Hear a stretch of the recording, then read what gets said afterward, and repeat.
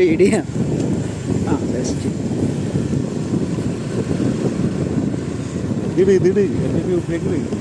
എന്നെ കുറച്ച് ഫ്രണ്ടിലേക്ക് എടുത്ത് എന്നെ കാണിക്കാം. ഫ്രണ്ട് ഫ്രണ്ട് കിടക്കണം. ഞാൻ തിരിഞ്ഞോ, നിങ്ങൾ തിരിച്ചിരിക്കുക അങ്ങനെ ഇങ്ങനെ ഫ്രണ്ട് ക്യാമറ ഓണാക്കി മതി.